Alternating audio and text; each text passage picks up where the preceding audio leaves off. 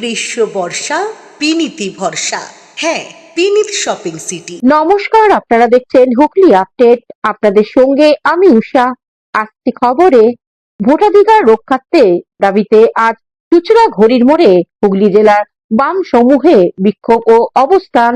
ভোটাধিকার রক্ষার্থে জেলা নির্বাচনী আধিকারিকের দপ্তরের সামনে অর্থাৎ চুঁচুড়া ঘড়ির মোড়ে হুগলি জেলা বামপন্থী দল সমূহের অবস্থান বিক্ষোভ সভা অনুষ্ঠিত হলো। আজ সিপিআইএম এর মনোজিৎ ঘোষ, দেবু গুপ্ত সহ বামপন্থী নেতারা মঞ্চে বক্তব্য রাখেন। আজকের কর্মসূচি প্রসঙ্গে ফরওয়ার্ড ব্লকের পক্ষ থেকে জগন্নাথ ঘোষ এক সাক্ষাৎকারে বলেন, চুঁচুড়া ঘড়ি মোড়ে আমরা আমাদের যে বামপন্থী দল আছে, বামপন্থী দলের পক্ষ থেকে সারা রাজ্য জুড়ে এসআইয়ের ব্যাপারে আমরা এসআইয়ের নিয়ে যে একটা চূড়ান্ত গণজাগরণ চলছে এবং তাতে মানুষ আজকে বিভ্রান্ত হচ্ছে।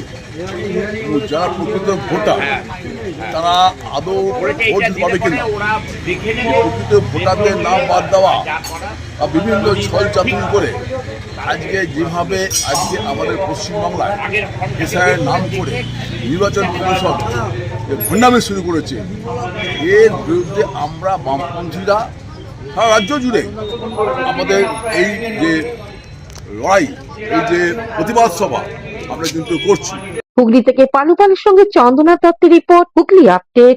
বিজেপি সরকারের বিরুদ্ধে যখন কলকাতায় মমতা ব্যানার্জির ধর্ণা, তখন ব্যারাকপুরে গৃহ সম্পর্ক করলেন বিজেপি নেতা অর্জুন সিং। মুখ্যমন্ত্রী মমতা ব্যানার্জির ধর্ণা অবস্থানের দিনই ভাটপাড়ার পৌরসভার ৩৩ নম্বর ওয়ার্ডে গৃহ সম্পর্ক অভিযান করলেন ব্যারাকপুরের প্রাক্তন সাংসদ অর্জুন সিং। তিনি সাধারণ মানুষের বাড়ি বাড়ি গিয়ে প্রধানমন্ত্রীর খোলা চিঠি দেওয়ার পাশাপাশি এই রাজ্যের পরিবর্তন করার আহ্বান জানান। দেখুন, আমরা শুধু মানুষকে একটাই বলছি, পশ্চিমবাংলাকে বাংলাদেশ যাতে না হতে দেন। পশ্চিমবাংলা তোলাবাজদের থেকে বাঁচতে হবে। পাড়া পাড়া সিন্ডিকেট, পাড়া পাড়ায় তোলাবাজি, এই সরকার আজকে ইলেকশন যাতে না হয় তার জন্যে এমন পরিস্থিতি হয়ে গেছে কি যারা এখানকার মানুষ নয় তাদের জন্য, যারা মারা গেছে তাদের জন্য মমতা ব্যানার্জি ধর্নাতে বসছে।